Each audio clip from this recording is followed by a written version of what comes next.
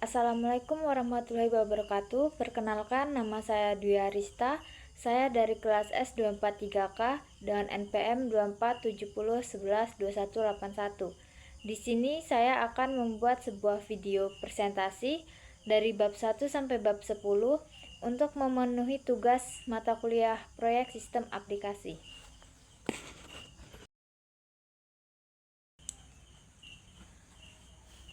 Pada bab pertama, bab 1 yaitu pengantar manajemen proyek atau TI. Tujuan yaitu mahasiswa mampu memahami dasar manajemen proyek TI agar mampu merencanakan dan mengelola proyek dengan baik. Kedua, kontrak belajar. Ada 4 SKS, 2 teori, dan 1 praktek, penilaian, tugas, ujian, dan proyek. Plagiarisme nilai E. 3 materi meliputi pengenalan proyek, proses manajemen, waktu, biaya, kualitas, SDM, komunikasi, resiko, dan pengadaan. Latar belakang, banyak proyek gagal karena melebihi biaya dan waktu. Manfaat, menghemat waktu dan biaya, meningkatkan kualitas produktivitas dan kerjasama secara tim. Proyek yaitu kegiatan sementara untuk hasil yang unik, punya tujuan jelas, sumber daya, dan resiko. Ketujuh, kendala utama yaitu ruang lingkup, waktu, dan biaya harus seimbang. Manajemen proyek yang menerapkan pengetahuan dan teknik agar tujuan tercapai dengan efisien. Stakeholder, pihak yang terlibat seperti sponsor, tim, pengguna, dan pemasok. Ke-10, faktor keberhasilan. Dukungan pimpinan, keterlibatan penggunaan, tujuan jelas, estimasi realistis, dan tim kompeten. Bab 2, manajemen proyek dalam perspektif organisasi, bisnis, dan TI. Pertama, proyek TI adalah bagian dari organisasi dan harus mendukung tujuan bisnis. Kedua, sistem thinking, melihat proyek secara menyeluruh agar semua bagian saling terhubung. Ketiga, sistem approach, menggabungkan filosofi, analisis, dan manajemen sistem. Keempat, hubungan proyek dan sistem mencangkup pandangan organisasi, analisis kebutuhan, dan pengelolaan teknologi. Kelima, studi kasus Tom Walters, yaitu menunjukkan pentingnya komunikasi dan sinergi antara bisnis, organisasi, dan TI. Keenam, struktur organisasi bisa fungsional, proyek, atau matris, mempengaruhi kerjasama dan hasil proyek. Ketujuh, budaya dan stakeholder harus dikelola karena sumber daya terbatas, dukungan manajemen puncak penting. Kedelapan, siklus hidup proyek. Ada 4 tahapan, yaitu konsep, pengembangan, pelaksanaan, dan penutup. Yang ke-9, ciri proyek TI, kompleks, teknologi cepat berubah, resiko tinggi di awal. Dan yang terakhir yaitu kesimpulan, keberhasilan proyek TI bergantung pada keseimbangan organisasi, bisnis, dan teknologi. Bab 3, proses manajemen proyek. 1. Pengertian, manajemen proyek adalah progres pengatur sumber daya, waktu, biaya, dan resiko agar tujuan proyek tercapai secara efisien. 2. Konsep umum, yaitu proses manajemen proyek terdiri dari langkah-langkah terencana yang saling berhubungan untuk memastikan keberhasilan proyek. Ketiga, tujuan utama yaitu mencapai target tepat waktu sesuai anggaran, menjamin mutu hasil proyek, menyelaraskan hasil dengan kebutuhan organisasi. Keempat, 5 kelompok proses utama yaitu inisiasi, menentukan tujuan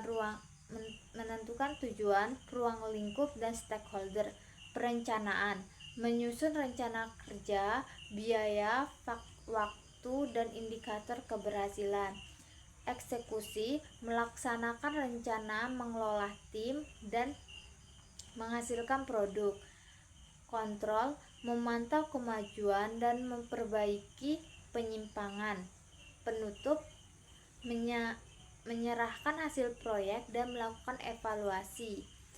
Keenam, ciri penting dari kelima proses bersifat iteratif atau berulang agar dapat disesuaikan sepanjang proyek. Ketujuh, hubungan dengan knowl area. Setiap proses berkaitan dengan 10 bidang manajemen proyek seperti waktu, biaya, mutu, risiko, dan komunikasi. Kedelapan, yaitu kesimpulan, proses manajemen proyek menjadi dasar keberhasilan karena membantu mengatur arah sumber daya dan hasil agar sesuai dengan tujuan.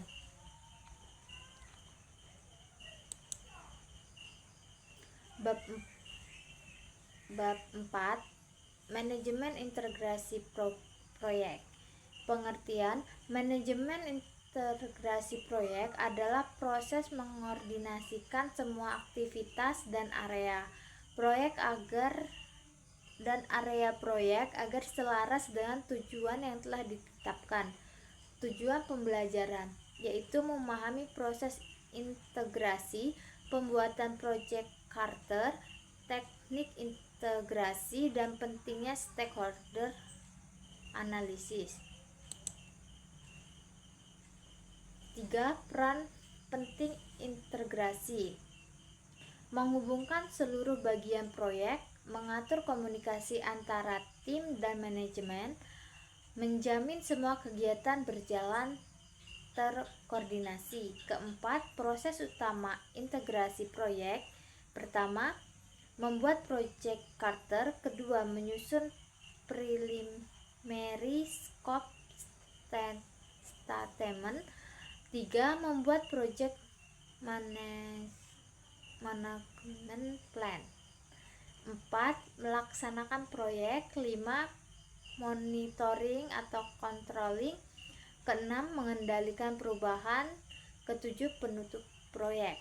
Kelima, dokumen penting: project charter, izin resmi memulai proyek, scope statement, menjelaskan batasan proyek, project plan, panduan utama pelaksanaan dan pengendalian proyek. 6. Eksekusi kontrol, manajer proyek memimpin pelaksanaan, memantau kemajuan, dan mengelola perubahan melalui Can Control Board. Ketujuh, penutupan proyek: menyerahkan hasil, mengevaluasi, mendokumentasi pengalaman, dan menutup kontrak secara resmi. Kedelapan, kesimpulan: manajemen integrasi memastikan semua bagian proyek berjalan selaras dan efisien. Keberhasilan proyek tergantung dengan kemampuan manajer proyek dalam menjaga koordinasi dan mengelola perubahan.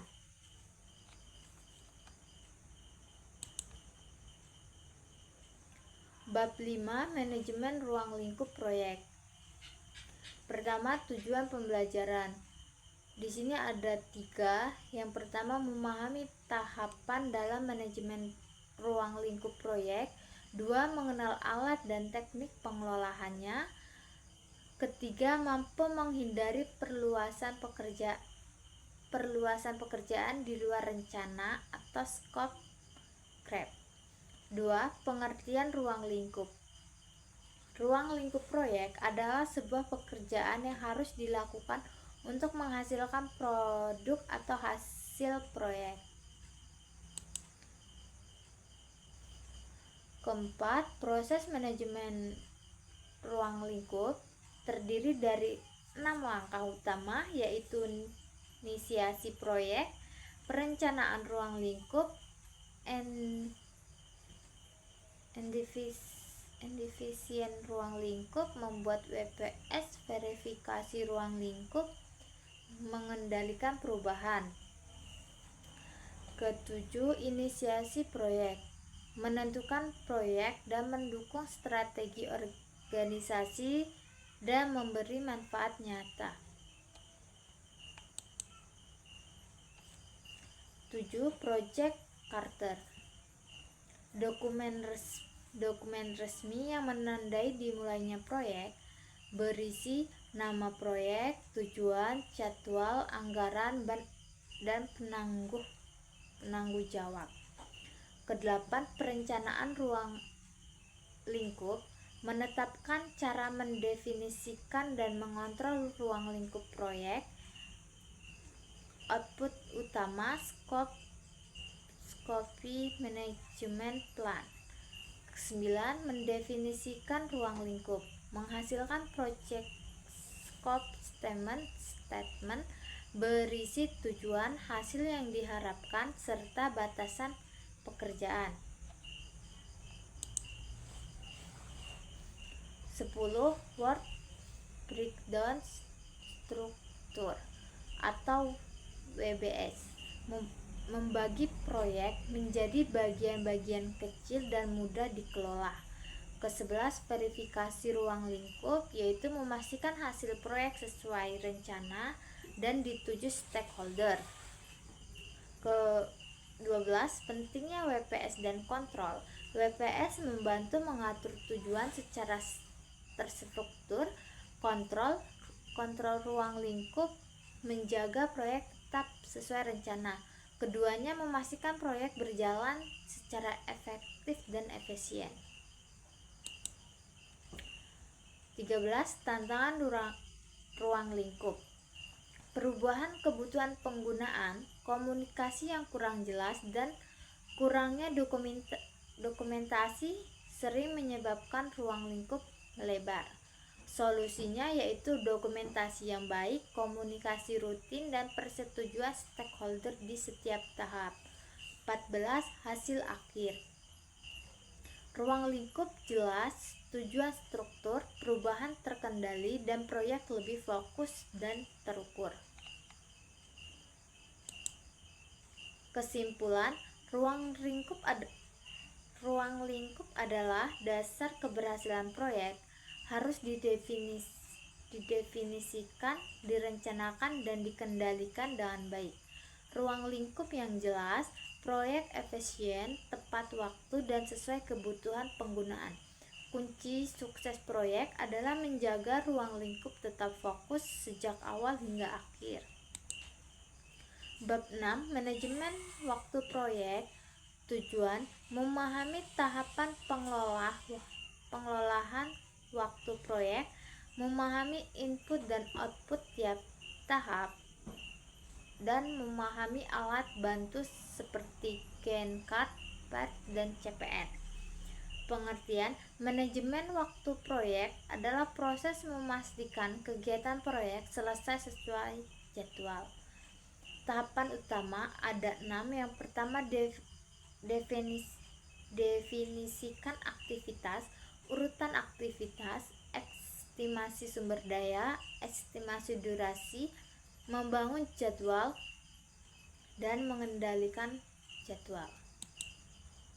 Alat bantu manajemen waktu yaitu Gantt chart, menampilkan jadwal proyek dalam bentuk kalender. CPN atau Critical PET method menentukan jalur aktivitas terpanjang. PET Program Evaluation and Review Technique mengestimasikan waktu proyek dengan 3 perkiraan.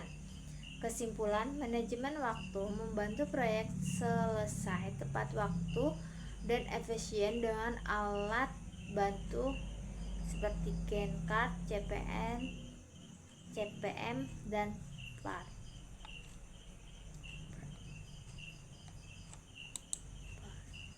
Bab 7, manajemen biaya proyek.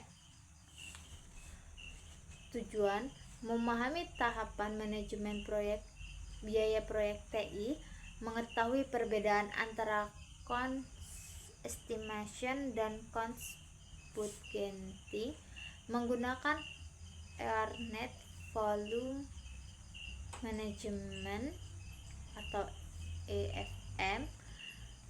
Pengertian, manajemen biaya proyek adalah proses menjamin proyek diselesaikan sesuai anggaran.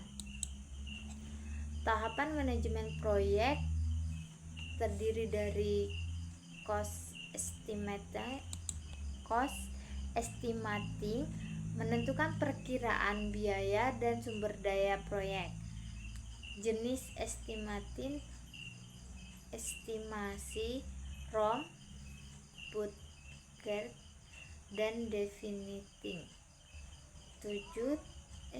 Teknik analogous bottom up parametric COCOMO. 2. Cost budgeting, mengalokasikan estimasi biaya ke setiap bagian proyek. 3. Cost control, memantau kinerja biaya dan melakukan koreksi. Di sini ada Earned Volume Management, PW, FAC, identis.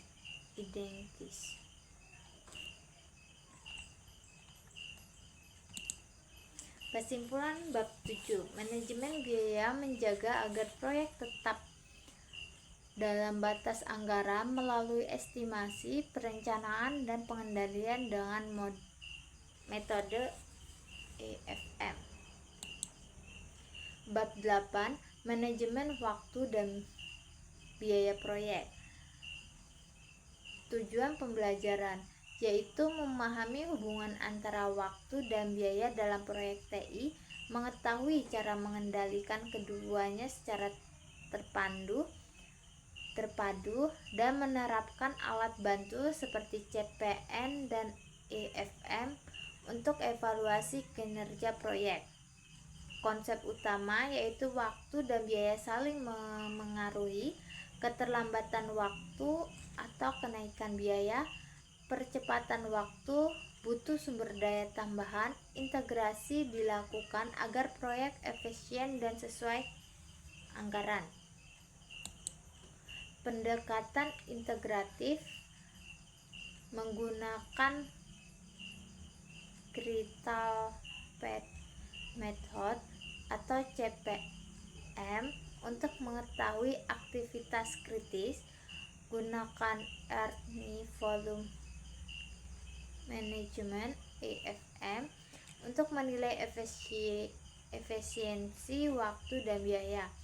Lakukan trade-off analisis antara durasi dan biaya. Dan terakhir, monitoring dan controlling rutin untuk menyesuaikan perubahan proyek. Tahapan manajemen kualitas. Yang pertama, merencanakan perencanaan kualitas, menentukan standar kualitas dan cara mencapainya.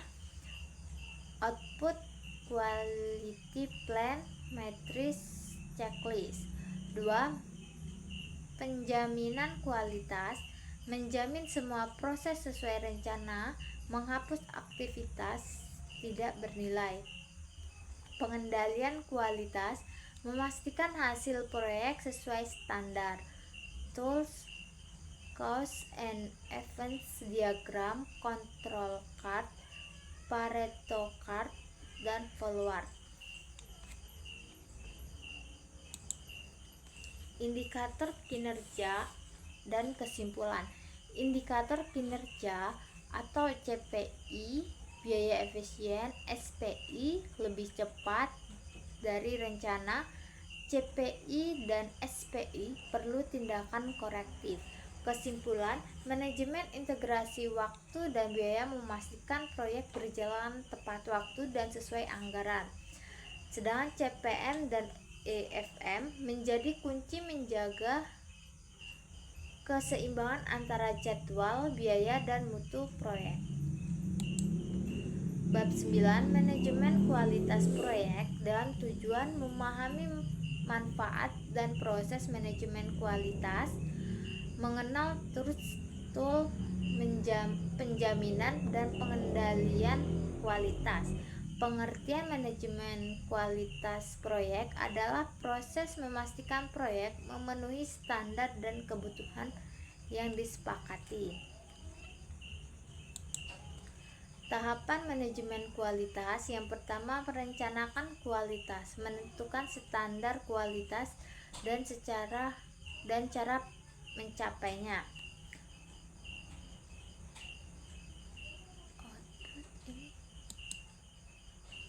Six Sigma dan pengujian. Six Sigma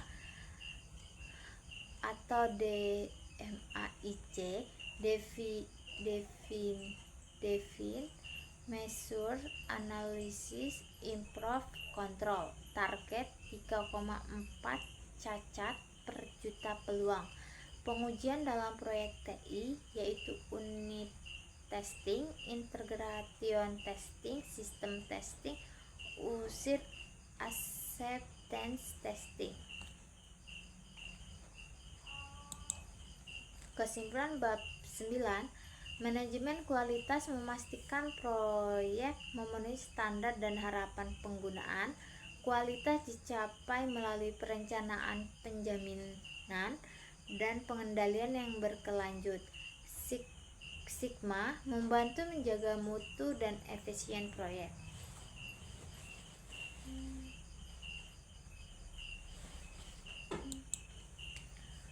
Untuk bab 10, pengendalian proyek, menjelaskan fungsi pengawasan proyek agar sesuai rencana waktu, biaya, dan mutu. Pembahasan, identifikasi, dan penjadwal kegiatan, teknisi CPM, PDM, pengendalian biaya atau monitoring anggaran dan tindakan korektif, penggunaan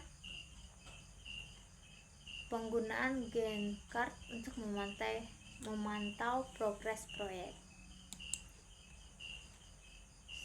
Saya akhiri presentasi hari ini. Saya tutup. Wassalamualaikum warahmatullahi wabarakatuh.